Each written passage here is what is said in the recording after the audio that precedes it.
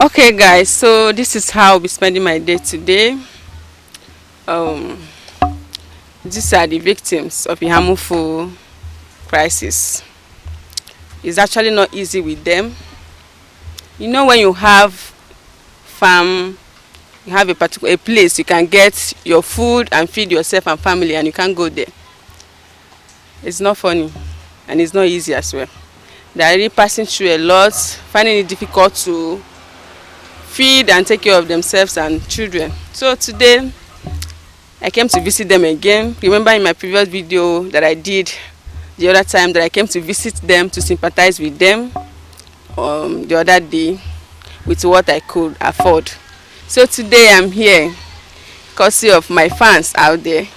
They sent me to come and visit them with this, to sympathize with them, and to also tell you people that they feel your pains, that they are also sorry for what happened, that whatever pains that you people are passing through, that they are also in spirit with each and every one of you, that they are very sorry for what happened. So I'm here because of my fans. They sent me to come and deliver this on behalf of them to you people. So these are the things that they said I should come and give to you people. So these are the items here. Okay. Thank you. Thank you. Thank you.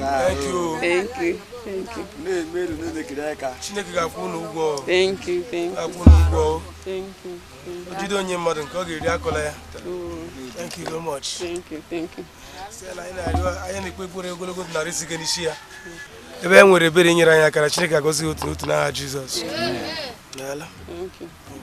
Alright, so Kekunu si manage since I the other day. Magon onye nesiho your stay baby abro your place. No ebe anabatara unu maka ihe na-emese megasi. So Kekunu si manage che since I bịacha. Since ahụ no bịachara, wetechere anyị ihe oriri. Anyị nọrọ na-eri, asha anyị lọtaba. N'ihe adịgo mma. Anyị bịa nọrọ ba anyị. Anyị agbakwara laba maka onwe ihe dịka be mmadụ. Anyị alaba larukpe. O meho 3 days anyị lara nke ka njọ bido. Egburu mmadụ, gbuo mmadụ ka mmadụ ọ bụ ọkụkọ, nke kịta akakwa njọ. Ụmụ nwoke anyị niile ejiderie, gbuo ha tọtọ, ma sọchaa ha be hotel ndị Hausa shi ebesu ya. O wutere anyị. Ọsọ ka anyị gbara, wee gbafụtakwa ọzọ, wee bịakwa meet unu. Maka unu nwa bụ ndị nyere anyị aka na nke ọzọ, Chineke mekwe anyị bịakwutekwa unu ọzọ. Wee wetekwa ihe oriri wee chekwa anyị n'ihu. Mana ihe m na-achị aka ọbụla wetere ihe a ka Chukwu gọzie ha mmaji pụrụ mmaji n'aha Jizọs. Ọkwa maka ọnọdụ ụmụnne m na ụmụnna m. Enyemaka unu dịkwa anyị mkpa. Onye ọbụla na-anụ ihe m na-ekwe, ha nyekwere anyị aka. N'ihi na ndị oyibo adịghị enyere anyị aka, ha adajụ maka anyị. Ndị ọbụla maara na ahụhụ dị n'ihe dota, ha nyekwere anyị aka. Maka ị ga-ahụ maazị ekuche n'aka na-aṅụ ara na-erughị eme otu ekuche gbafu ọsọ ihe a. Anyị gakwara ịkarị ụta maka ndị niile anyị na ha nọ ụbọchị ahụ gbalachara ebe ọzọzi. Ka anyị laruru asha anyị lọta, ha agbafucha ebe ọzọ. Anyị nwa bụ onye ndị gbachitekwara ebe anyị bibu. So ihe anyị na-arụ unu bụ enyemaka, unu nyere anyị aka. N'ihi ụmụazị ndị a, biko enyemaka unu dị anyị mkpa. Anyị ahụkwa nke unu wetere. Chukwu na-akwụ ụgwọ kwụkwụ unu ụgwọ n'aha Jizọs. Unu nye ha, ha na-enye anyị, ha dị ejide. Ha jikwa ego aka ha na mbụ bịala anyị ọbịa. Bịanye anyị shai were rie. Ha amakwaghị ndị anyị bụ nọ na ọsọ anyị gbara metụtara ha. Ihe a bụkwa isi ụzọ ka ihe a na-eme. Onye ọbụla anụkwara okwu olu m ya nyekwere anyị aka. N'ihi na gịnị? Ma ụmụazị a na-eto eto amaghị ndị Fulani. Ndị Fulani achọghị ije anya hụ anyị. Anyị nwere ike ije n'ala ndị Fulani gbuo la free, anyị ama nla. Mana ha na-eshibe ha bịa gbuo anyị, gbuchaa anyị, bikwere ebe anyị, nọkwa ebe anyị na-abakwa mba ọzọ. Ha ejiwekwe njijie na ha na-abịa na Ehamufu. Onye ka ha anyị nwekwere na-agbatara anyị ọsọ enyemaka nọ naanị Chineke. Mana unu nwa na-anụkwa olu anyị, unu gbatakwara anyị ọsọ enyemaka. Mmadụ ga-ahafụ ube sọọsọ akwa iyi n'ahụ ịgbafu ebe ị na-azọ ndụ, ijugu m na-eri nri, ijugu m na-agbanwe akwa. O nkwere ka ọ dị. Biko unu daarụ Igbo obi Igbo, ekelekwe m unu, daarụ n'aha Jizọs. Amen. Ke kono dogo kishi noga sinsa ha imbachari.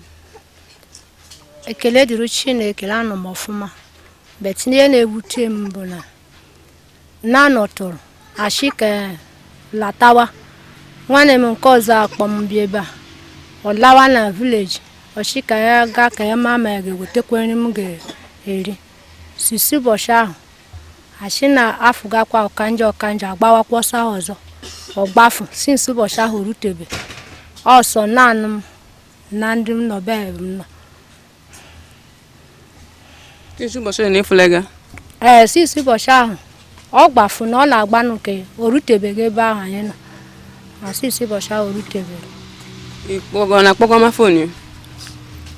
kpọkwa m ya na fon ọchị na ya nọkwa ndụ bet na afụbeghị m ya since ụbọchị ahụ nọọ ndị nke m na ha nọ bụ ha enweta ha enye m ma ha enweta ụbọchị a na-enwetaghị m nọrọ ife ụzọ a m na-adị abụzi ọ bụrụ na m nwere ebe m na-aga m na-eji achọtara ihe m na-eri ọ ma nwere onye gatara otu ahụ nye m.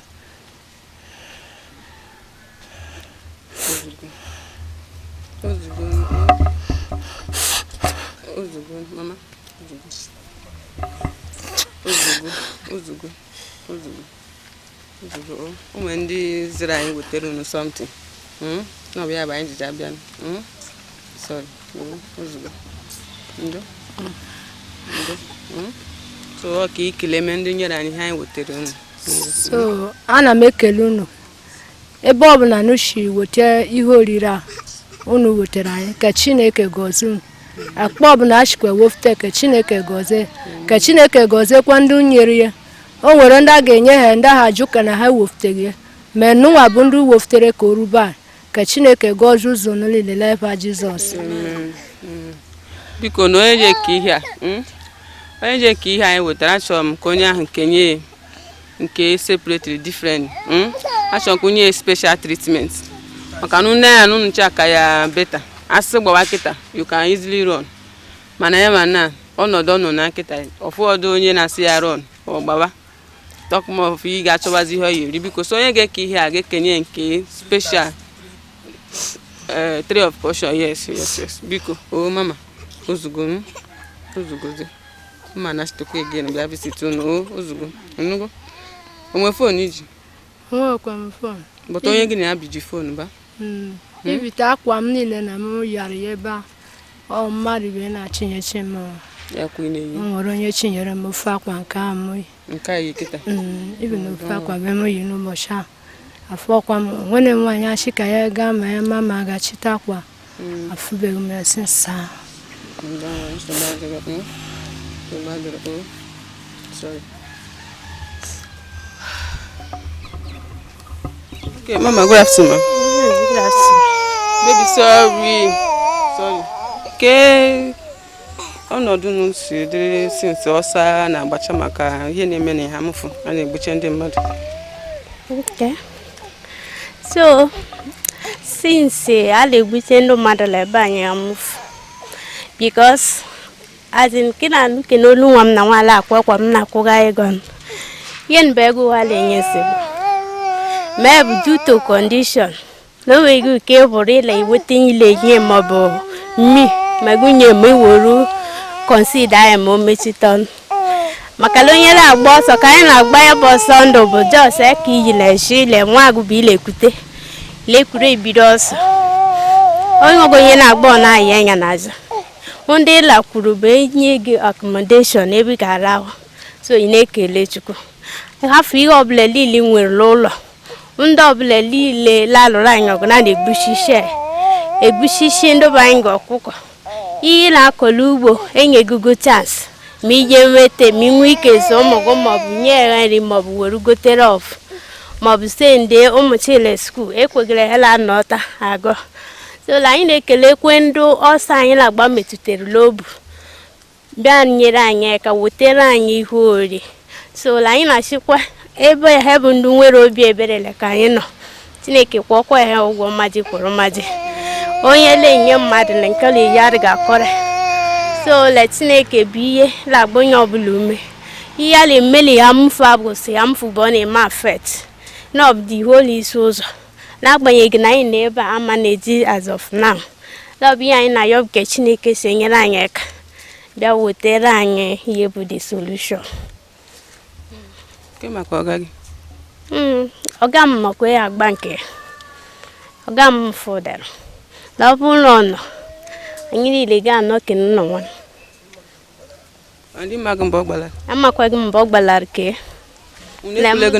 Anyị ekwugo na be m na ụmụ m bụ ihe chọgara ka anyị na-ewere isi nke anyị wee bikọsịle o sete na ịga ya anya n'azụ na ọ bụ onye ọgụ na-anọ nso ọgụ na-ejite eku n'ụgbọala ahụ mgbe na ụhụrụ na-ama na-ahụ onwe unu nu nwere ike ịnọrụ bụ some weeks ma ịmaka ọgụ nke nwe na-ebe ọgụ gbara. Mama, ke kiri ncha ma na-ejije since ọsa ihe a megitere Ehamufu? Anyị na-ama na-ejikwa eke isisi na obi arụkọ nwa na anyị na-ama na-ejikwa nke anyị ihu onwe anyị maka ndị anyị gbara be anyị na-atụrụ anyị kwa ọ bụ ege ha ji na anyị mee ka anyị hụrụ ka anyị tọbara isi anyị na-adịnarị n'ebe ahụ.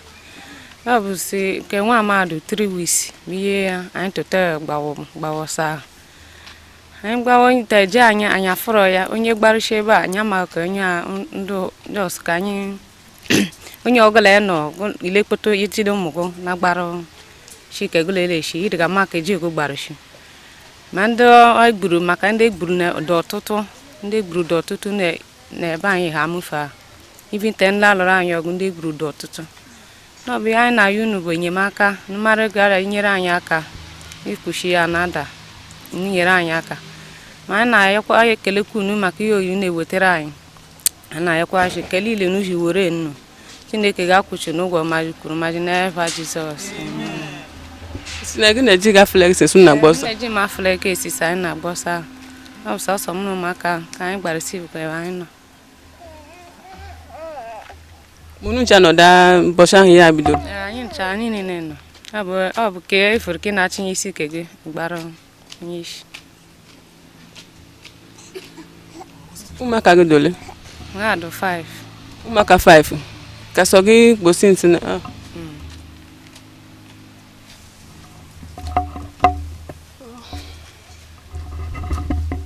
So my sister, what has been your experience in this crisis? My experience has been pain all through because I lost my course mate. He's from Benue, and the day that thing happened, he brought me out to the park, and I was like asking him, "Are you going that day?" He said maybe in the evening time he will travel. So me reaching home, I got a message on WhatsApp that said that he's missing, and up to date there is no update from him, and we presume that he's dead. So I'm a student in the Federal College of Ehamufu. So this thing has really affected me because we are ought to graduate by this year, but in everything our graduation has been postponed to next year. So it's really affecting me that everything that I have planned for myself is not working out. And people around me, there have been people around me. When you look around now, there's nobody in Ehamufu. I went there day before yesterday, but as in when you drop a pin, you will hear the sound of that your pin that you dropped because everywhere has been deserted. Nobody is longer there, and those people that ran away, they don't have food, they don't have money. All they have is just depending on that their cultivation, that their rice and every other thing that they have there.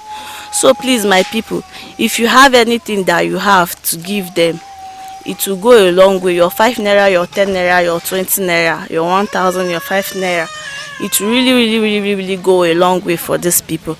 I don't really have much to say, but this crisis is really bad. It's really affecting everybody, both man and woman, big and small. So please, we are pleading, we are begging for your help. Come to our aid. Thank you. How has you people been managing all this while, knowing too well that it's not easy, the challenges, you know, when you have farm and you cannot go there to get food for your family, the difficulty living with people that you've not lived with before, and other challenges. How have you people been managing all this while? I'm ready to go. I'm moved to Ehamufu, water. Obo sondo kana babateba. Esi from Imago, eba na kubo.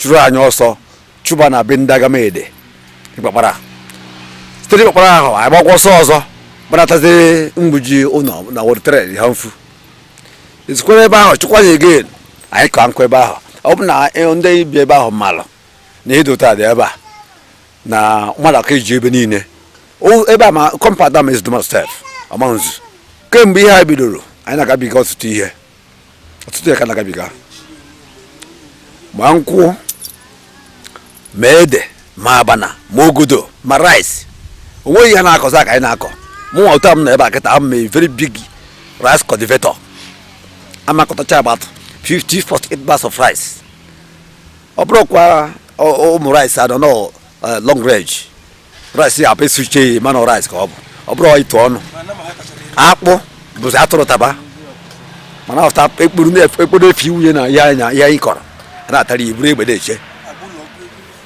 gbadịsị ụlọ anyị ọkụ na-erepụ ụmụ nwaanyị ndị nke na-atọrọ atọrọ ihe mere don kantebụl ada agụwu ya ọnụ na ọ na-aka mma do na ọ nweghị ndị bịara ficha ya vidio chekwa ya post kwe na net wanye na afịa ọ bụrụ ya na-ezo ezo ndị a na-egbe babụrụ ọzọ ya na-agụ ọnụ egbugo up to 150 or 200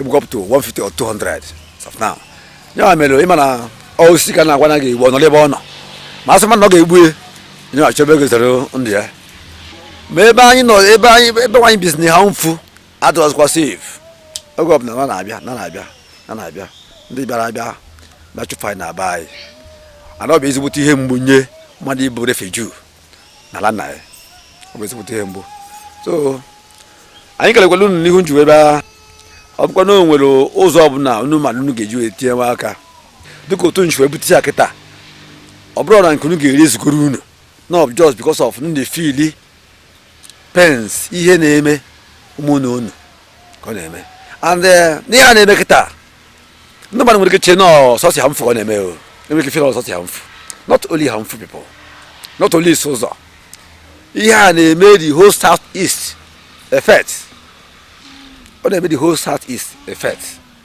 because ndị be anyị si na emepụ onye dị na n'ọkụ ọ chọọ ịja n'ụsọ so ọ bụkwa na o nwere otu ọbụla a ga-eji wee nyetụ nwa aka mee ka ya akwụsị taa n'echi ekekele ụwa ga-agọzikwe ndị agha n'ọhịa dị na ya anyị kelere unu maka ihe onyinye unu wetara anyị Chukwu mere unu aka n'obi nji wee weta ihe a ọ ga-akwụghachi unu maji kwuru maji emechekwe anyị nwa ga-eso na ndị ga-aka akọ ihe melụ maka na na-emelite mgbe akọkọrọ m akọlụ na amụbeghị m na Biafra war mgbe m ga otu ahụ ndị ahụ nọ ndụ ji wee kọọlụ m na otu a ka ihe a chi wee mee ka anyị nwa ga-ji wee kọrọ ndị ọzọ na-ekwu ihe melụnụ mgbe dị ona ekele m unu ele na anyị ga njem maneji ebe ọ na-ele kesh ụbọchị na iftar kele gburu anyị kemela nwaanyị na-adụ na ejigo nya ọ na-ejigo m apụ tekịakịa ebe ọ na-ele efe akwana m yi gwa mbe m yi bọshọpụ ọ ga na mege na-achịta kwale be m tame me keme ana m egen kem ba anụ mmiri ngo na meri laukwa ele na anyị le akwakwa echiri aka bụ Chukwu na anyị edere anyị ka chiro gobo anyị galabụ m galabụ go kenu idoro ji ke na amagum idoro ka amagum mba na abụkwụ m go gene jenọrọ nwoke m lapụta leke m mgbe ha furu m le machine fụta m bude ma fụta go mba n'ọrụ nge m lapụta kemgbe ha nyere anyị ka leke anyị amụọla anyị bụ ndị ọhụrụ na dike afụgbu anyị ọ bụ ọ bụ nga anyị nọta wuru ma nọ dị egburu anyị ma orugogo ọ bụ na anyị na-akwekwa ndị ọha dịrị adị anyị na-ebekwa arịrị ha leke anyị bụ Chukwu ha nyedere anyị ka n'obu ndị gala enyekwara anyị ka anyị gara abụ ihe unu gara na anyị agala je nyere anyị ka ekele ka anyị bụla anyị yọrọ nụ anyị echi Chineke fụchidero n'ụgwọ Chineke gbachidero n'ọba ihe unu ji abịara anyị ma ọ labịanụ n'ụlọ erota anyị ka ọnụ ji erota anyị o na anyị yọrọ na ehihie ọ bụ ngụpụ udo okwu ofufe ndụla efe efegbuo ọ bụ gụfuru wakwashi na ihe niile adụọ ka anyị bụ daarụ o daalụ na ile a na-emela agwa dara anyị yọrọ na maji pụrụ maji n'aha Jizọs Kraịst onye nwe anyị amen.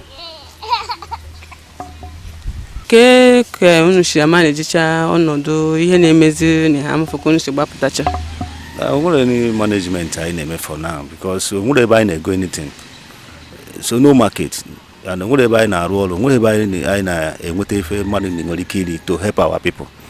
So I won't know only when Kinyaka, Unyaka, can we can feed some people neighbor house.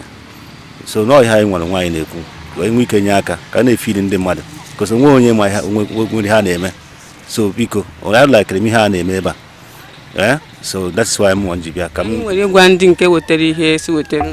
As only what there is, Chineke Goze, Chineke, Yokoya more in Kekanka. So only will be made money by here. Chineke Goze, or I want it. You have to tell the people that sent us to deliver this to you people. Well, I don't know what to say. I'm very, very, very excited for what I'm seeing and the one people have been doing. Like, it's not easy at all. So many people can't mad. They will seize the thing. But thank God for today that every little thing that they give you people to use and help us, people normally deliver it to us. The people that brought this, I say all my prayer and our prayer on behalf of my people that is here. But to all our prayers that wherever they bring the money from, they will never lack. And whatever that is their secret prayer, God will continue to grant it for them. We say a very big thank you to them. Thank you. Well, thank you very much. My fan sent me to come and deliver these items.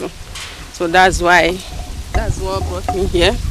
As you can see, these are the victims of Ehamufu. So they appreciate what you guys asked me to deliver. They said a very big thank you. They said a lot of prayers. They said God should bless each and every one of you.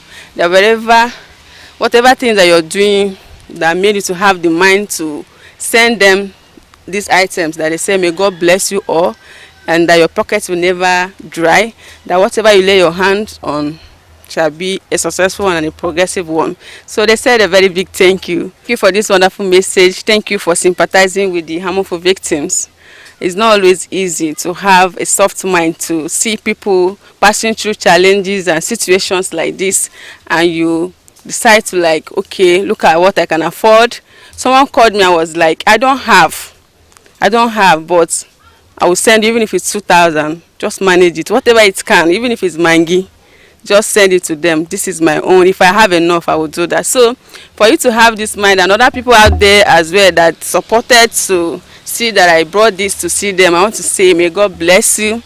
May you never lack.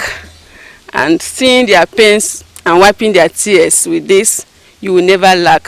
Wherever you got this to support these people, your pockets will never dry. Your blessings, God will bless you and bless your family and bless your business and all that you do. So I want to say thank you very much and God bless you. I still remain your humble girl, Dimma Arts and Crafts. Still don't forget to follow me on all my social media handle at Dimma Arts and Crafts, Facebook, Instagram, TikTok, and subscribe to my YouTube channel as well. Thank you. I love you all. One love. Tasha. All right. Thank you. All right. Thank you. Thank you. On WhatsApp again, I will see come back again. Oh, can't see go the other day. We be kwata. So when any other person's remote, I will see come back again to see you. Oh, so sorry, near me. Oh, so sorry. All right, thank you, thank you, thank you. All right, thank you, thank you, thank you. Oh, darling.